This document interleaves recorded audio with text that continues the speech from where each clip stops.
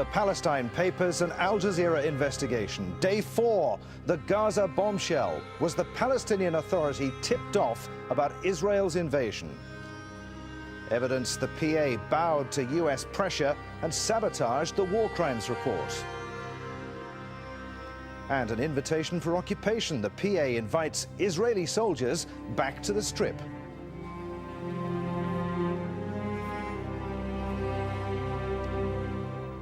Hello, I'm Adrian Finnegan. This is Al Jazeera's fourth and final release of the Palestine Papers. At this moment, all the papers from 10 years of peace negotiations in the Israeli-Palestinian conflict are going online. Conversations that you were never meant to hear, right at your fingertips. The address on the screen right now.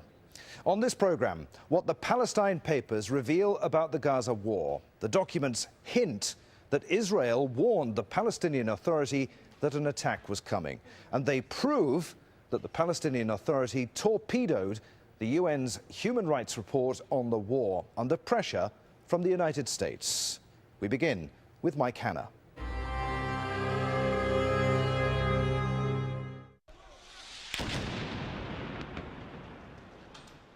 The Israeli invasion of Gaza, nearly 1,500 people killed, thousands more injured. 22 days of seismic violence in which a subsequent report found numerous war crimes were committed. Those who'd suffered through the war in Gaza, particularly the relatives of the dead, hoped the Goldstone report would bring those responsible to account. But documents just revealed indicate that the Palestinian Authority struck a deal with the US to stall the process. 8 months after the war ended, members of the UN Human Rights Council were about to endorse the Goldstone report, a critical step if there was to be any war crimes prosecutions in the future. The US delegation said it would vote against endorsement, but the vote was suddenly deferred, and amidst the argument and confusion it emerged that it was the Palestinians who'd pushed so hard for endorsement that were suddenly stalling it. The reason? US pressure in the form of a secret document that was presented to Palestinian negotiators in Washington on the very same day. The Palestinian Authority will help to promote a positive atmosphere conducive to negotiations. In particular, during negotiations, it will refrain from pursuing or supporting any initiative directly or indirectly in international legal forums that would undermine that atmosphere. There was widespread public outrage at the deferral of the vote. Under intense international pressure, the Human Rights Council reconvened and finally endorsed the Goldstone report. But the impact of the 2-week hiatus reflected in a divided vote, with a quarter of the delegates abstaining. And the delay stunted the efforts of those who wanted the report entered as evidence in a war crimes trial. The Palestinian role in holding up negotiations subsequently praised by the United States. And thank you for what you did a couple of weeks ago. It was very courageous. On the same day, negotiator Saar Barakat was quick to ask for reward. When can you give me something? A document or package, so I can take it to Abu Mazen, so we can study it in good faith. Now I can give Abu Mazen the minutes, but it's better if you can submit the whole thing to Abu Mazen. Much of what I read is not controversial. I disagree. For example, on the Palestinian Authority steps, and not going to international bodies. This is only during negotiations. They want to refrain from doing the illegal things that they do. If they refrain, okay, but they won't. This is my only weapon. We have action by settlers, attacks, provocations, Al-Aqsa, home demolitions, families thrown out of their homes. Either we retaliate in a civilized manner or through violence. Which one should we choose? On going to the UN, we always coordinate with you. It's our only weapon. Don't take it away from us. But it was already given away. Regardless of US pressure, stalling the vote in the Goldstone report was a decision the Palestinian leadership took by itself. Mike Hanna, Al Jazeera, Gaza. Well, Al Jazeera's Shireen Tadros has been following this story. She's in Gaza right now by the ministry's compound, which was hit during the Gaza war. She joins us live. Shireen. Thanks, Adrian. Well, 2 years since the end of the war on Gaza, and as you can see behind me here, the rubble still litters many areas of Gaza City. A constant reminder, really, for the people here of that 23-day assault. I want to get some reaction now to this information about the Palestinian Authority stalling a vote on the Goldstone report, which was, of course, about the Gaza war. We have a guest here with us, a social worker, Adham Khalil. Thank you for coming out and so late in the evening. What are your initial reactions to what we've revealed so far on this show? Okay, first of all, I think that if we back to these days, like the Palestinians were very angry. You know, the situation was in the cast lead on the assault on Gaza was very, very like committing massacres against the Palestinian people in Gaza, and people were very angry, and they need like a quick reaction from the international community to like accusing the Israel of committing massacres. So did the Palestinian Authority fail you in that way? It's not like we realize that the Palestinian Authority, like they make a lot of pressure on the Palestinian Authority at that time. But I think at least the Palestinian Authority like should explain very well for the Palestinian why they delay this like voting. So you understand that they had US pressure on them, but you think that they should have been honest with the Palestinian population. Do you think a lot of people in Gaza will have the same feelings? But I think that people were very angry because, you know, it's like living like horrible things. At least we don't, we cannot like do anything against Israel or committing like reacting to Israel. But at the same time, we need like at least the international community of the Security Council to condemn the Israeli massacres against the Palestinian people during the cast lead. Do you think that people here in Gaza feel that the Palestinian Authority represent them and are really trying to lift the siege in these negotiations? Well, I think the situation is very difficult, and it's more bigger than the Palestinian Authority, and we cannot like blaming Palestinian Authority about this. For example, if we talk about the siege on Gaza, I think the one who is responsible of this like siege on Gaza is the Israeli, and we know in Gaza and in Palestine in general that there is like negotiation process between the Israeli and Palestinian Authority, but at the same time we cannot like expect that the Palestinian Authority can like do whatever and ask Israeli, and the Israeli like react by accepting it easily. It's like if we talk and move to the West Bank, our like the other side of our country, that the Israeli all the time like promising the Palestinian and the American and European, but at the same time on the ground the Israeli, even there's like a government who believe in peace at the same time in Gaza, but you know they didn't give anything for the Palestinian community. They're still attacking the people there. Yeah, Adham Khalil, thank you very much for joining us this evening. I think Adham's feelings are echoed around Gaza, where people have been telling us over the last few days about their sadness and disappointment in reaction to these revelations, but not necessarily their complete surprise. Adrian. All right, Shireen, many thanks indeed. We'll get to the view from our panel in just a moment, but first give you some more detail about the UN report on the Gaza war. Now, the investigation was carried out by the former International War Crimes prosecutor and South African judge Richard Goldstone. His report was published in September 2009, and it concluded that both sides committed war crimes and deliberately targeted civilians. That Israel committed numerous serious violations of international law that were reckless, disproportionate or deliberate. That the firing of some 775 rockets into Israel by Palestinian groups was deliberate and guaranteed to cause loss of life and injury to civilians.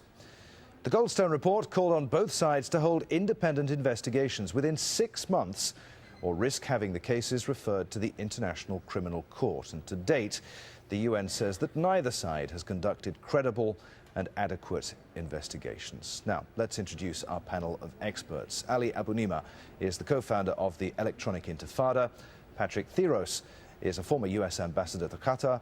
And Dawood Abdallah is the director of the Middle East Monitor. Gentlemen, thank you. Just before we went on air, we spoke to an advisor to Abu Mazen who said that there was a perfectly rational explanation for this delay with the Goldstone vote at the UN. Ali, why do you think the PA deferred that vote on the Goldstone report? Well, we now know from the Palestine papers that they did it under pressure from the United States, that it has been a policy priority of the United States to protect Israel from any international accountability. And in some of the papers that have been revealed in one particular set of minutes, George Mitchell mentions the ICC in particular, the International Criminal Court. So it's a U.S. policy decision to protect Israel from accountability. And look at the contrast. You had 1,400 people killed in Gaza in war crimes and crimes against humanity, as alleged by the Goldstone report, and one person killed in Lebanon, Rafiq Hariri. And there the United States is pushing for the special tribunal on Lebanon while pressuring the Palestinian Authority to not do anything that could advance the cause of justice for the victims that were killed in Israel's attack on Gaza. Patrick Theros, is it fair for the US to pressure the Palestinians to stall the process of accountability concerning a war which, as Ali said, killed 1,400 of their people? Fair is probably a relative term. The United States at the time was trying to seek other foreign policy objectives in the area, and I think there was a decision made in Washington that moving the Goldstone report forward too fast would be unhelpful. And the Palestinian Authority has a considerable history of trying to accommodate U.S. interests on the assumption that the only force outside that can bring the Israelis rationally to the table would be the United States. Daoud Abdallah, let's talk about the danger of international pressure upon those who operate in the legal arena. When it comes to accountability, could the PA's deferral under US pressure set a precedent for future war crimes prosecutions, do you think? It does. But this is the dilemma of the PA, that it is not independent. It doesn't have the capability to make its decisions by itself. Because it is funded primarily by international donors. So here we have the American envoy, saying to Saeb Erekat, issue a statement, and that is enough. But it says something about the United States also, about its value for human life, about its commitment to legality and justice. It runs short, over these principles, these international principles to which it gives so much advocacy on the international stage, and when it comes to implement them, insofar as the Palestinians are concerned, it ignores these principles. My colleague Ali gave a very good example, but there are others. In Sudan also, you have a president being indicted and strongly supported in the Security Council. When it comes to Israel, it is a different ball game, and this type of double-faced policies and attitudes towards Muslims and Palestinians and Arabs generally, this is something that stokes the instability and the antipathy towards American policy in the Muslim world. Okay, gentlemen, just give me a moment while I bring in another revelation from the Palestine papers here, and we'll talk about that in just a moment. It's less of a revelation, I suppose, more of a question. This from a conversation between Saeb Erekat and US Middle East envoy George Mitchell in October 2009. Now, Erekat says, our trust with the government is zero. AG, and there he's referring to Israeli senior defense official Amos Gilad, spoke to Lieberman, told them about the claim that Abu Mazen was colluding with them in the Gaza war, and Erekat goes on to say that he went to Abu Mazen before the attack and asked him. Abu Mazen replied he will not go to Gaza on an Israeli tank. Abu Mazen is, by the way, Palestinian Authority President Mahmoud Abbas. And finally, Erekat says Amos Gilad testified about that. He was honest, so we can maintain the channel. Well, as I said, just before we went to air, I spoke to an advisor to Palestinian President Mahmoud Abbas, Nima Hamad, and I asked him, did you bow to American pressure when you delayed the Goldstone report? If really we were under American pressure and we postponed the voting, why we asked the meeting 1 week later on? Really the reason I want just to let the audience understand what happened in the document. The report was 574 pages. It was presented on the 15th of September. So many delegations, for different reasons, they were not able to read the document because the report was, the first report, it was in English. It was the end of Ramadan. And so when they decided that the council will be held on the 29th and the voting will be on the 2nd of October, 68 representatives, they spoke in the meeting.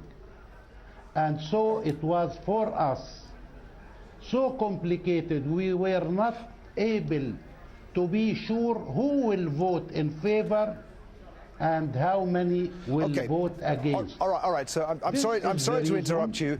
I'm sorry to interrupt you. What you're saying then is that it's a complete coincidence that there is documentary evidence in the Palestine papers saying that George Mitchell was pleading with Saeb Erekat not to pursue Israel through the courts over the Gaza war. The Goldstone report could have been the start of that process, and that coincidentally there's a delay on that vote.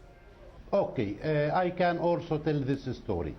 In that time, Dr. Saeb Erekat, he went to Washington regarding the negotiations. It has nothing to do with the Goldstone report. Yes, Mr. Mitchell, he said that maybe this will complicate or will create difficulties. It was the position of Mr. Mitchell. It wasn't our position. This is why we insisted and we went forward, and it was voted by a great majority. If we were under pressure of Mitchell, for example, why we were under pressure on the 1st of October and not on the 8th of October, when we asked an extraordinary meeting, and it was voted 8 days later on the 19th. Sometimes really certain stories, it does not respect the intelligence of the people. Everyone today knows that we postponed in order to guarantee a certain majority in favor of the report. Thank you, sir. Thank you very much indeed for your time. Well, that was Nima Hamad, an advisor to the Palestinian president. We'll put what he had to say to our panel in a moment. But first of all, I want to bring you back, gentlemen, to that revelation we made a few moments ago, which I have to say was quite subtle. Perhaps you'd interpret it for us when we quoted Saeb Erekat talking to Amos Gilad and saying that Abu Mazen won't go to Gaza on an Israeli tank. Now, Ali, what did you read into that remark? Well, that's a very important revelation, because what it suggests is that the Israelis had been discussing with the Palestinian Authority what might happen after an Israeli attack on Gaza, whose goal would have been to topple Hamas and to return the Abbas leadership to Gaza. And that's what that suggests to me.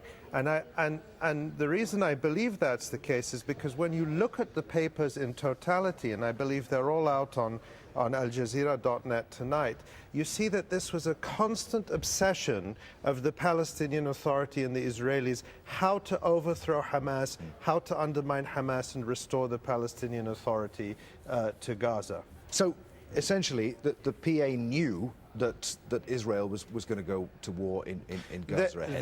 They may not have known the exact time and the date. Yeah. There's no evidence they knew the exact time and the date.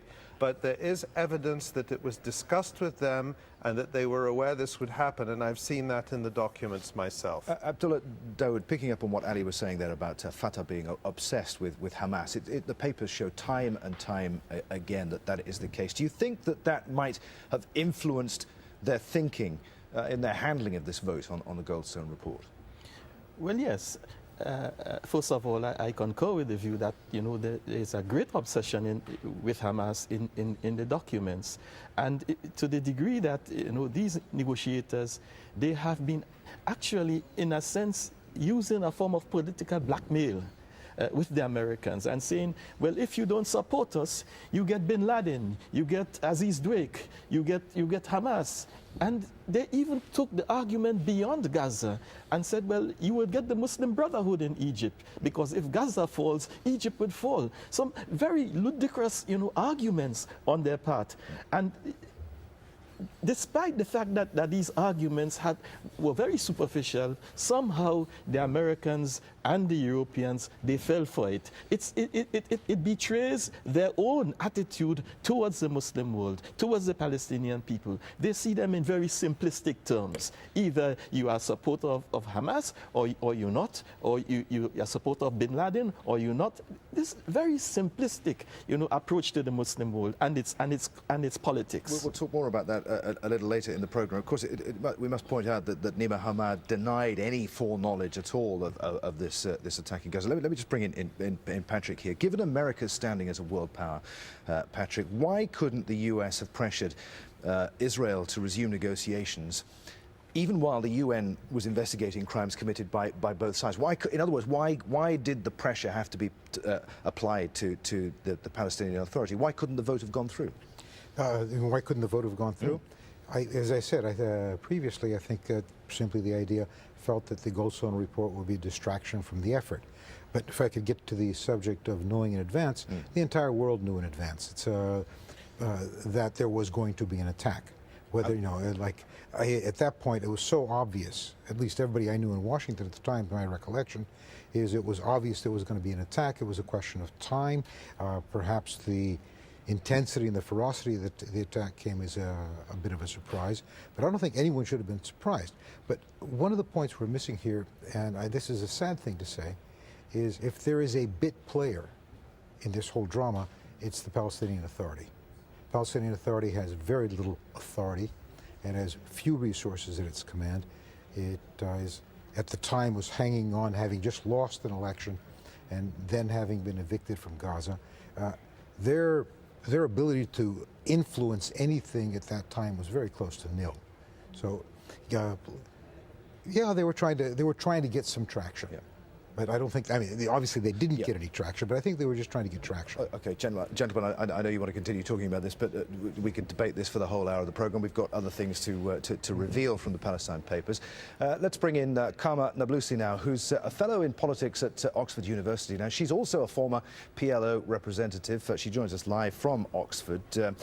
Does the organisation that you were associated with bear any resemblance to the one that we're talking about today, one that collaborated, according to the Palestine Papers, so closely with Israel that it appeared to have prior knowledge of a huge military offensive?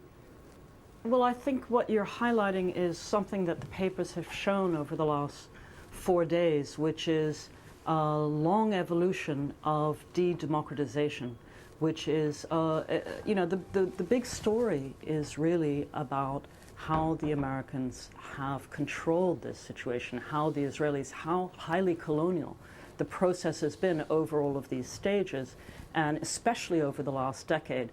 So it's really about our representatives having the capacity to represent us. And as these papers reveal, they really don't anymore. As a professor of international relations, perhaps you could give us the benefit of your insight. Is it understandable, perhaps, that a governing body would set aside its grievances for the sake of what it perceives and what others perceive as perhaps as the greater good and long-term rewards, as the PA has done with the Goldstone report? Well, this is the axiom of the entire process, which is this is all for the good of peace. But over the last 20 years, we have not had a peace process. We haven't even addressed the core of the conflict, which is the Nakba, the dispossession of the Palestinians in 1948. It's been nothing but avoiding having a real peace process since the beginning. But you talk about governance, and I think the key thing is to remember that the PA and its structure is very unrepresentative. The PA was set up in 1993 to last only for 5 years. And it is not a representative institution. It was an interim institution until there would be full independence. Obviously, everything got frozen through external constraint. Now, what you have is a few people at the top who do not represent the views of their people, but it's a larger story in that the structure is not there for them to be representative. So people try to get representation as they can, but the mechanisms that we have to represent ourselves, the Palestine National Council, where we need direct elections, not the PA, not the Legislative Council elections, all those things have been frozen, and that's where the answer lies, that the Palestinian people need direct representation on the issues that they care about, and that the PA is not able to represent them. Okay, Karma Nabulsi, for the moment, many thanks. We'll be back with you later in the programme. But now let's move on to another revelation from the Palestine Papers. You've heard the expression, the enemy of my enemy is my friend. Well, there's one conversation in particular that paints the relationship between Israel and the Palestinian Authority in precisely that way. Clayton Swisher takes us through it. A key revelation from the Palestine Papers is how much time the Palestinian Authority and Israel spent not talking about the core issues of the conflict. What do they talk about instead? How to undermine Hamas and its support in Gaza. This is Gaza on January 23, 2008. Hamas bulldozes a hole in Israel's separation barrier between Egypt and the Strip. 350,000 Palestinians rushed into Egypt, eager to get supplies and food, only to be forced back. 2 days later, Hamas breaches the barrier again, breaking through the so-called Philadelphia route, this border between Gaza and Egypt. This is Al Jazeera reporting from the Rafah crossing at the time. The anger and frustration among the crowd is really building, and we've seen it erupt a number of times over the past hours. Palestinians here have had a taste of freedom for a few days, and to have that taken away is almost unbearable. Now, a little more than a week after what you just saw, Ahmed Correa, the head of the Palestinian delegation, sat down with Israel's foreign minister, Tzipi Livni. They were at the Sheraton Plaza Hotel in Jerusalem, and the issue of the border breach comes up. Here's what they had to say. Did the opening of the borders appear to be a victory for Hamas? Yes, they appear to have ended the siege. The Egyptians don't do enough, and we're sure they can do much more. What can you do about Philadelphia crossing? We're not there. You've reoccupied the West Bank, and you can occupy the crossing if you want. We can reoccupy the Gaza Strip. What is your position? Our strategic position is that we want a state in the West Bank and the Strip with a safe passage. So clearly Correa wanted Israel to reoccupy the Philadelphia crossing. But was he really hinting the Israelis reoccupy the whole Strip as well? 3 years after a successful campaign forced them out? He avoids a straight answer to Livni's direct question, but the impression of an invitation is there. Now at that point, 1.6 million Gazans were free to an extent from the horrors of a full Israeli occupation. The Palestine Papers show the PLO was at least thinking about trading away that hard-fought freedom, and that their main enemy was Hamas, rather than the Israeli occupation. Well, let's tell you a little more about Hamas. It was formed after the first Intifada in 1987 and currently controls the Gaza Strip. Its military wing, the Al-Qassam Brigades, is known for its campaign of violent resistance against the Israeli occupation. In contrast, the civilian wing provides social services, funding schools and orphanages, mosques, healthcare and sports. And of course, it's a political party.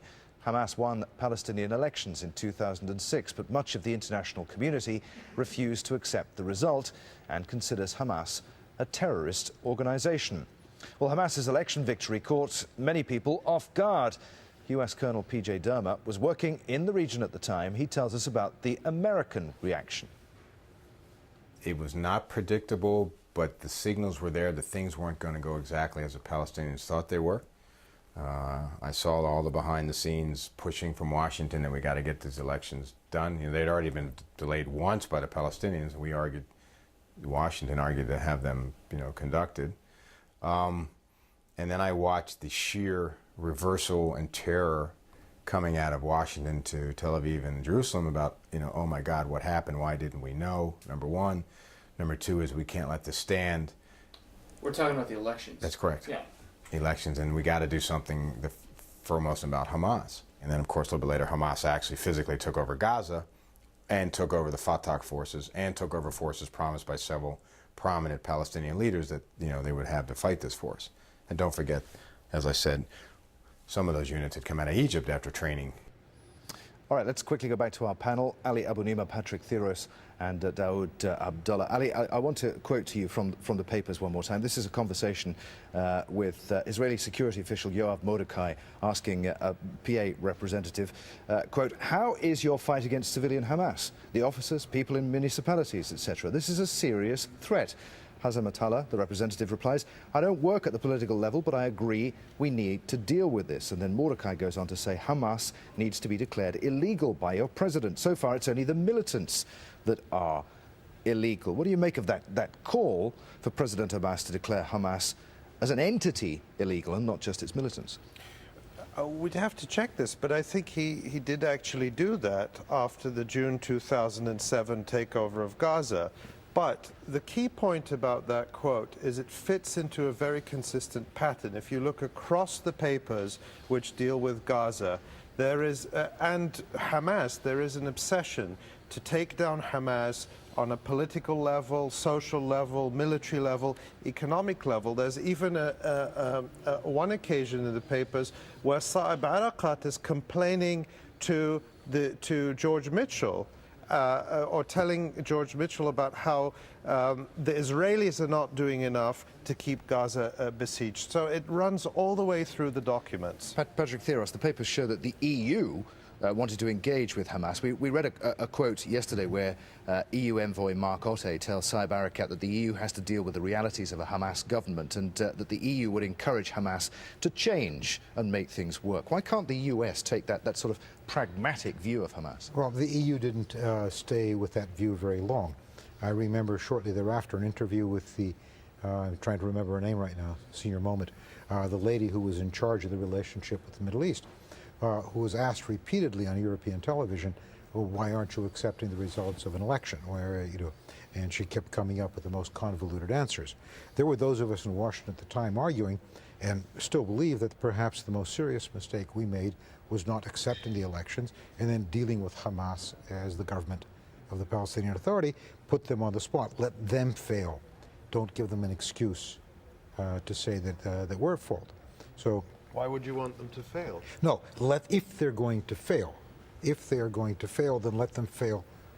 If the propaganda is all true, if the stories about where they stand and so forth are all true, then they will fail of their own weight. If not, they will act responsibly.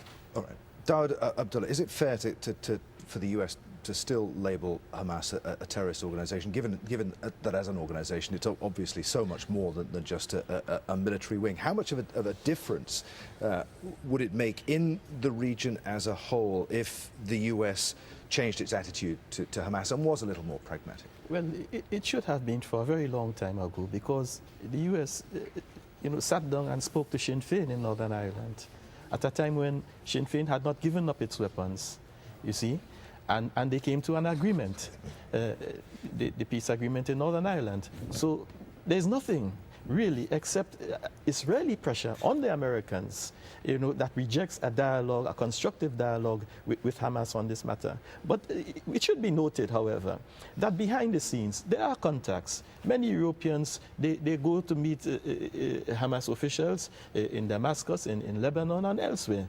They conduct these negotiations behind the scenes. What is required from them is to be forthright and public and transparent in the negotiations with all the factions in Palestine. All right, gents, for the moment, many thanks. Now, the Palestine Papers are also a window into the murky world of Arab politics. Next on this Al Jazeera Network special, criticizing Qatar, the meetings and the minutes accusing the Gulf nation of supporting Hamas. Also ahead on the program, how you can see the Palestine Papers for yourself. Details of how to access them coming up right here on Al Jazeera.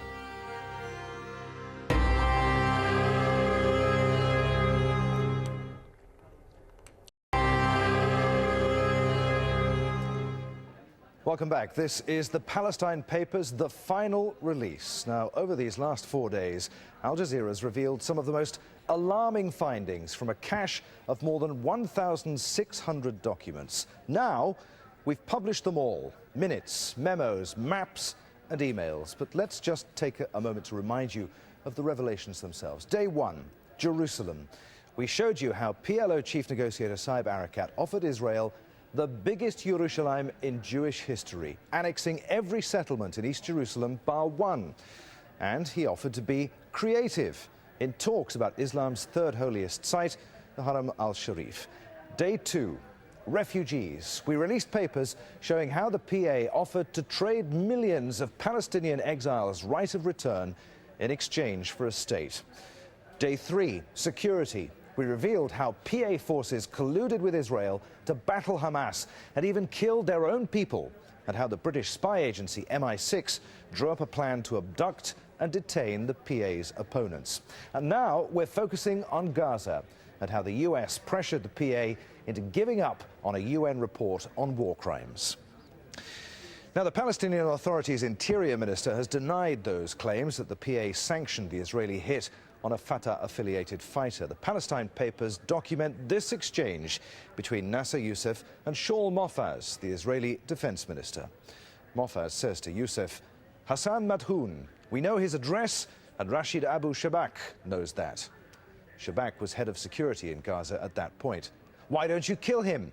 Hamas fired because of the elections, and this is a challenge to you and a warning to Abu Mazen." Youssef replies, "We gave instructions to Rashid, and we'll see." Now Youssef has given a different version of the meeting to Al Jazeera. Shaul Mofaz said you don't know what's going on the ground, and if it continues like this, when we are approaching the withdrawal from Gaza, we might have to deal with the exchange of fire in a different way. What about Hassan Madhoun? Why don't you arrest him? He didn't say kill him, he said arrest him, since no Israeli can tell us to kill a Palestinian. And when Israel said we want to kill Hassan Madhoun, they knew this could not happen because we would inform Madhoun. Believe me that the Palestinian blood is a red line for us. Now, a quick reminder that you can see the entire set of Palestine Papers online right now at our special website. And Greg Karlstrom has just finished uploading the final documents, and he's also got some reaction for us. Greg.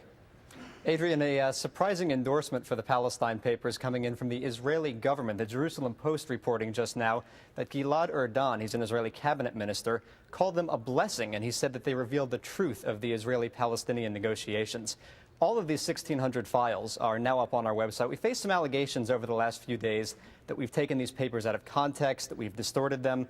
So what we would invite you to do is to go to our website at transparency.aljazeera.net to view and to download all of these files. They give you sort of a front row seat into these negotiations that were never meant to be public, and they offer some insight into how the negotiators spoke to one another.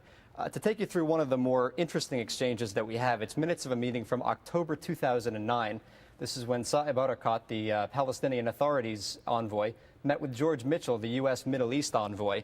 This is about right after Israel agreed to its 9-month settlement moratorium in the West Bank. So he goes to Washington to talk to U.S. diplomats, and they cover a lot of ground. They discuss Obama's new plan for peace talks and what sort of terminology they'll use. Like, instead of the word treaty, we have outcome. The U.S. envoy Mitchell asks Erekat if he liked Obama's speech, presumably a reference to his Salam Aleikum speech in Cairo 4 months earlier. Erekat replies, "We like parts." And there are lots of other colorful exchanges, too. At one point, Erekat says even rabbits have defense mechanisms, and he makes some interesting revelations about the papers. You can check all of this out at our website. It's transparency.aljazeera.net. That's all from me. Enjoy the documents. Adrian? Greg, many thanks indeed. And Saeb Erekat, you mentioned there, has had much more to say to Al Jazeera about the Palestine Papers. This in the last hour. I'll admit that some of the papers you published are authentic, but some are fake, such as the one on the biggest Jerusalem. But I challenge Al Jazeera to publish the official positions of the PA, which is in my possession, so that Palestinians around the world know the facts, and so that they can keep their head above the sand. You've taken all documents out of context. You're destroying our aspirations. Now, as you know, Israel, the Palestinian Authority and the United States are the main players in the Palestine Papers. However, most countries in the Middle East are involved in the Israeli-Palestinian conflict in one way or another. After all, the region's gone to war 3 times over the issue. Let's take a look at the neighborhoods. Now, here is Israel and the West Bank. And here's Egypt and Jordan. Both are officially at peace with Israel, and both now fund and train Palestinian Authority security forces. Egypt's also the mediator on the conflict between the PA and Hamas. Lebanon and Syria are still officially at war with Israel. Both are aligned with Iran, which in turn backs Hamas. Now, the Gulf is a little more of a grey area. Most countries have informal relations with Israel. Saudi Arabia launched the Arab Peace Initiative, which essentially seeks to normalize Arab relations with Israel. Qatar, where I am right now, also has a very active role in the region. Clayton Swisher takes a look now at how Qatar is portrayed in the Palestine Papers. The Palestine Papers show how the U.S., Israel, and the Palestinian Authority see Iran and Hamas in the same way, clear connected enemies. There's little doubt about that. But they also show how much they feared Hamas was getting support right here in Qatar. Negotiators on both the Israeli and Palestinian side complain about Qatar's role time and time again.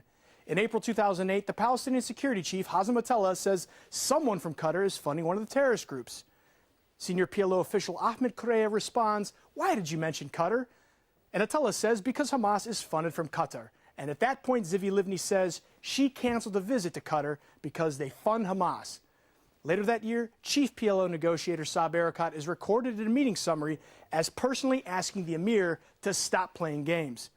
Meeting minutes in 2009 show Erekat telling the U.S. that Qatar's emir has been personally calling intellectuals, telling them to attack Mahmoud Abbas in relation to the Goldstone investigation. Now, turning to this channel now, in August 2008, Ahmed Correa accuses Al Jazeera of, quote, praising Hamas victories, and in September says Al Jazeera is not our friend, they are with Hamas.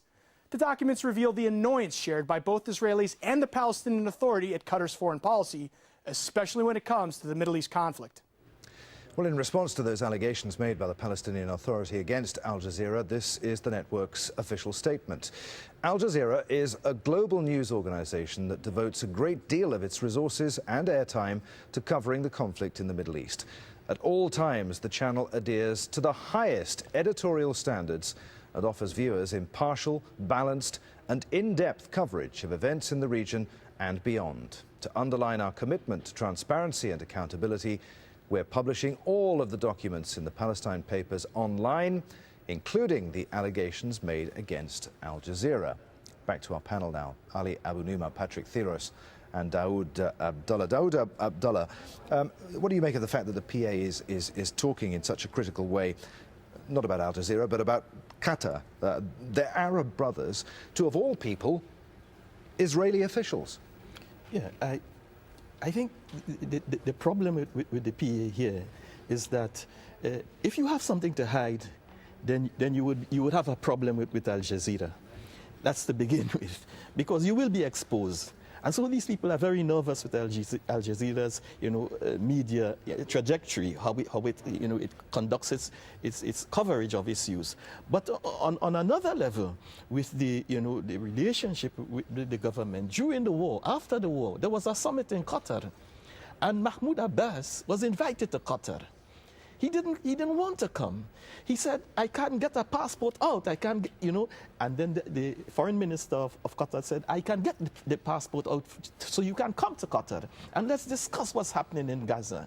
At the end of it, he didn't show up. You see, because they have a problem of being open, of being standing up, showing to the people of the region that they can stand up for the Palestinians and not for America, not for Israel, not for the occupation. This is what they have shown when they refused to come to Qatar, that their interest was on the side of the occupation. Ali, let's talk about this accusation that Qatar funds Hamas. Is Qatar partial to Hamas, do you think? What is Qatar's stance concerning the internal Palestinian politics? Well, I think that the role Qatar has tried to play is one of a mediator, which means not taking the side of Fatah or not taking the side of Hamas. And I think that Fatah, the Palestinian Authority, interprets that as being against it. But if you look at Qatar's regional role, or the role they're trying to play, or how they see themselves, it's a mediator. They've tried to play that role with Lebanon. While I've been here in Doha, there has been the Darfur peace talks going on here in Doha at the same time. I think they've tried to play a similar role in Palestine. But the Palestinian Authority position is, if you're not with us, 150% you're against us. And we've seen that in some of Saeb Ereqat's statements tonight as well. Patrick Thiros, former US ambassador to Qatar, the US continues to list Hamas as a terrorist organization. In the light of your experience, do you think that Qatar is funding Hamas? No, I see no reason. Frankly, what the Qataris just did with Tunisia, where the official statement saying whatever the Tunisian people want, we support that. I think that's exactly their attitude towards Hamas. Hamas won elections. Okay. Patrick, that's about it. Many thanks. Now, as you saw in Clayton's earlier report, the Palestinian Authority's disdain for Al Jazeera is pretty clear in the confidential documents. And now that they've been leaked and are out in the public domain, that criticism has intensified.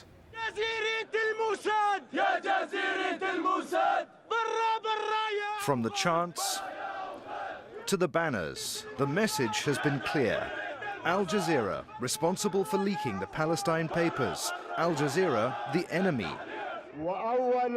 Faced with more than 1,600 documents, which has left the Palestinian Authority facing a barrage of difficult questions about their role and their very existence, this is what they had to say. Just as we're starting to achieve more recognition in the world for Palestinian national rights for an independent state with East Jerusalem as its capital, this campaign came. So we ask ourselves, what are the interests of Al Jazeera? What are the interests of Qatar in their campaign against us? And this from Saeb Ereqat, the chief Palestinian negotiator, one of the main players in the papers. Al Jazeera is saying that we are guilty until we get executed, and after our execution we should get an unfair trial. That's called neutral journalism 2011 Jazeera style. I challenge Al Jazeera to publish the Palestinian official papers and positions on Jerusalem, borders, settlement, refugees, and all other issues. That's a challenge we're happy to accept, and the full 10 years' worth of documents are now online. And just as they may reveal answers to long-held suspicions, they'll also throw up many more questions. Questions the Palestinian Authority will now be tasked with answering. Well, let's get a view on what you've just seen from Mark Perry, a foreign policy analyst in Washington, D.C., and once again, Kama Nabulsi, a fellow in politics at Oxford University. Mark Perry, we'll start with you. I know, Mark, that you've studied the papers in great detail now over some time. What do you think? Should they have been published? Are you satisfied it's in the public interest to have released them? I think it's possible to criticize Al Jazeera for their focus and for their lead. I argued in the week before they were released that the focus here should be on George Mitchell and the U.S. and the abandonment of American principles. But we, all of our experts at Al Jazeera, agreed that the focus instead should be on the unprecedented concessions made by the Palestinians to the Israelis, and I agreed with that. So I think it's possible to criticize Al Jazeera, but on the other hand, there's no conspiracy involved here. There's no underhanded agenda that's being enacted here. You don't have to agree with me. You don't have to agree with Al Jazeera. Any of your viewers, any of your listeners can go online and read the papers for themselves. Make up your own mind. That's what democracy is all about. And you can even comment on the papers online. I know of no other network, Fox, CNN, the BBC, that allows this kind of access. So I praise Al Jazeera for what they've done. In the light of everything, Mark, that the papers reveal, do you think the PA will be able to continue as the official representatives of the Palestinian people? I mean, what happens next is what I'm asking you. I think it's going to be very difficult, and if I'm not a Palestinian, maybe I can't advise them, but if I were them, I think that I would rethink their position. I would work for reconciliation with Hamas. I would stop talks with the United States and Israel until they live up to their principles. I would call a national election and form a new leadership, and stop. Let's have Palestinians stop pointing guns at each other, and let's have the Palestinian people united. I think that's the way forward. I think that Abu Mazen, Saeb Erekat, and the leadership should really forge reconciliation with Hamas and provide a united front to the United States and Israel. Kamran Abolsi, where did it go so wrong for these Palestinian officials, the PLO once seen as heroes, fighting for their homeland? Now their purpose seems pretty unclear, other than perhaps fighting for their political survival. Well, I think we've seen the reaction of certain officials this week, which you've been showing over the program. What we haven't yet seen is the reaction of the Palestinian people, but that is certainly coming, and that will come over the next days and weeks. And that's because the Palestinian people themselves are disgusted with the cleavages. They're disgusted with the unrepresentative positions. It is the Palestinians that want national unity. And you know, when the breakdown began, the political prisoners went on strike for weeks, urging national unity. There was a very important document written by all of the parties in prison called the National Conciliation in 2005, I think it was, where it's very clear that unless we get our people, all of our citizens, all of the Palestinians who are being discussed in these negotiations, and I would say especially, but not exclusively, the Palestinian refugee community, who is the majority of the Palestinian people and have not been able to participate in electing their officials.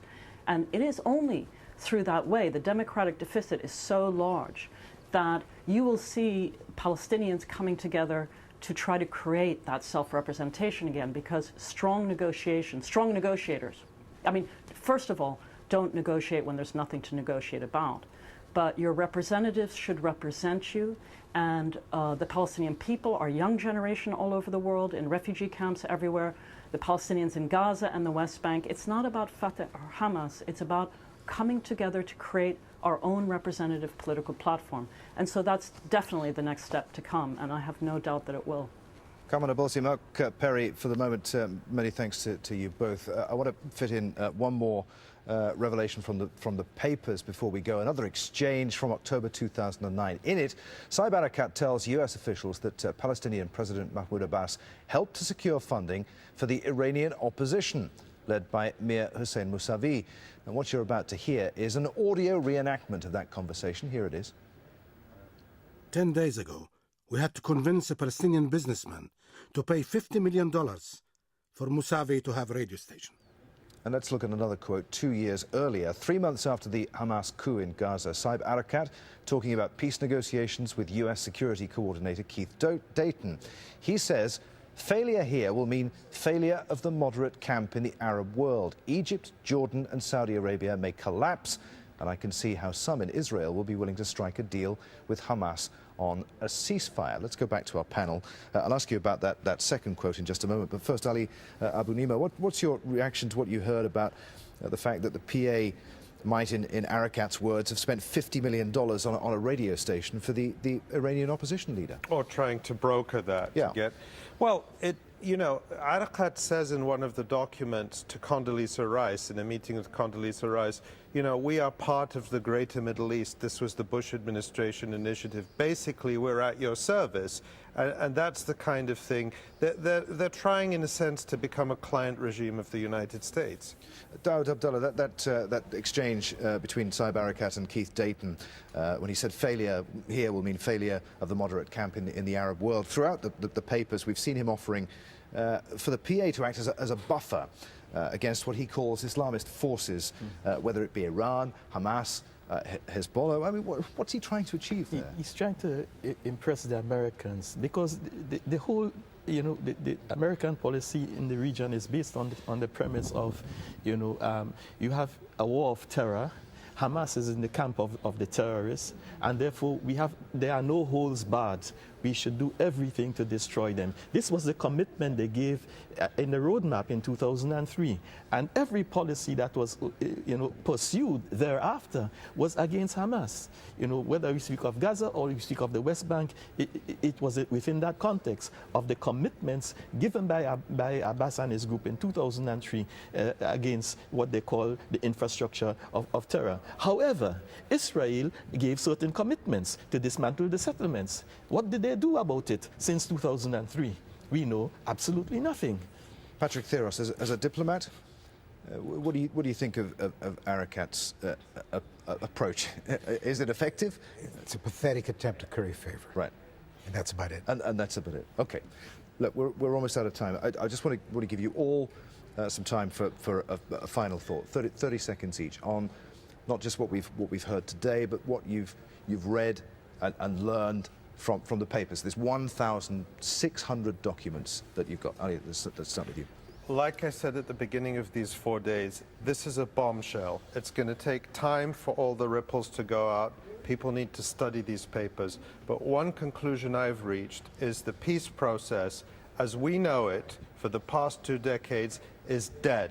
It's time for an approach based on equal rights, putting pressure on Israel, grassroots movement through boycott, divestment and sanctions.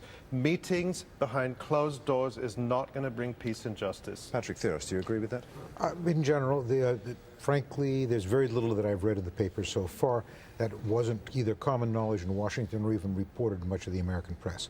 What the papers point out is essentially 2 things: the pointlessness of the current approach, and secondly, amazingly that the Israelis never agreed to any of this. Dawood Abdallah.